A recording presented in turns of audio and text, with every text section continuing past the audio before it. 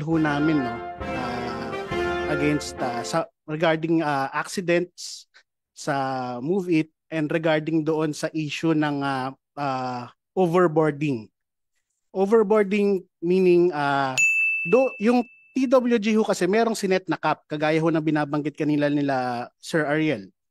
Pero doon ho sa hearing na ipinatawag ho ng LTFRB, nabanggit ho nila na sila ho mismo galing ho sa kanila na yung Move It ho ay nag-overboard.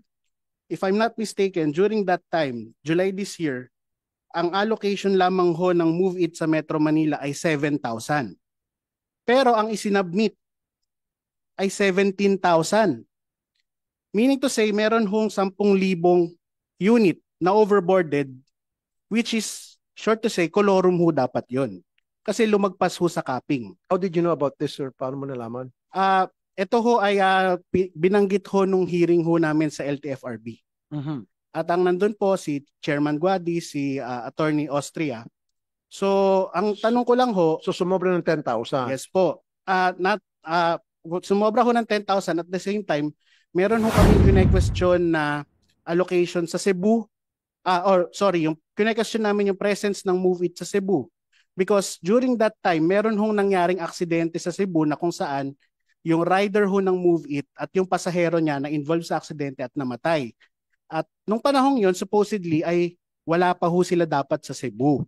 So kami ho, anong ba na ho ngayon, Disyembre na ho ulit, nagtataka ho kung ano na ho yung nangyari. Kung pinapayagan pa rin ba ho nila yun hong mga overboarded na riders. Pero don't get me wrong, gusto ho natin ng kabuhayan para sa lahat. Pero kailangan ho, ilagay ho natin ito within the limits na sinet din ho ng ating pamahalaan. Kasi ang problema ho dyan, bukod ho doon sa binabanggit ho ni Sir Jobert na double franchise, kapag sobrang dami ho ng riders na ipinapasok ho natin, eventually masasaturate yung market. Okay, at sir. magsasuffer passengers. Thank you, sir. Mapapabilis tayo.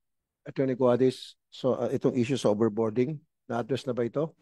Ginagawa nating action para mabigyan ng solusyon yung problema na sinasabi ni kanina ni Mr.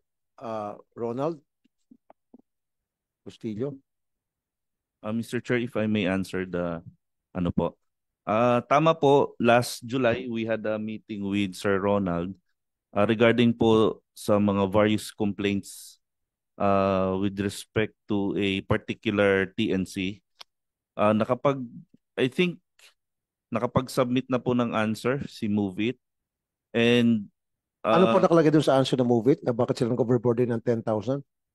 Actually, Mr. Chair, yun po kasing answer na marami po kasing issues, and yung answer po ng Move It, if I may just furnish a copy kasi medyo marami pinag-isa-isa, pinagsama-sama na po. Pero you should have analyzed it, and you should have after analyzing it, then at least masabi na saan ngayon kung ano talaga ang reason ba't silang overboarding. Why were they allowed? Basically, then what did you do to stop it? Basically, yes, Mr. Chair. Was there any sanction given? As of now, wala pa pong bakit wala? Resolution. So bakit walang resolution? Gaano katagal na to? Yes, Mr. Chair.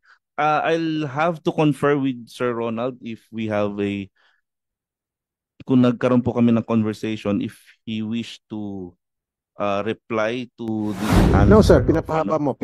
Pakisagot Yes, ng tanong ko. Ano pong ginawa niyong solusyon, aksyon, dito po sa sinabi ni Sir Ronald na nakarating naman sa inyo, nagmihiring pa kayo sa LTFRB tungkol dun sa overboarding na more than 10,000.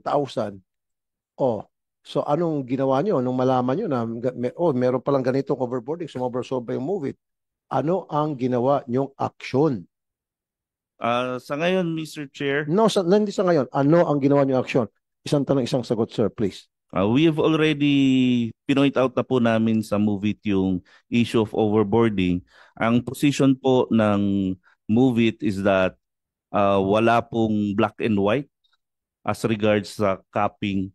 Hindi, alam niyo naman na nag-overboarding na. Sobra na eh. So, ang gusto ko malaman, ano po yung ginawa? Pinaikot mo ako, sir. Come on, sir. Mr. Austria. Hindi ako pinanganak kahapon, okay? Baka ikaw, kanina ka lang pinanganak. Kasasabi ko lang na pinag-usapan nyo sa LTFRB na inaamin nyo na merong overboarding na 10,000, ayan sinasabi nga ni Mr. Ronald, ano ang ginawa nyo? Anong hakbang? Meron bang naparusahan? Meron bang na-sanction? Meron bang namultahan? Etc.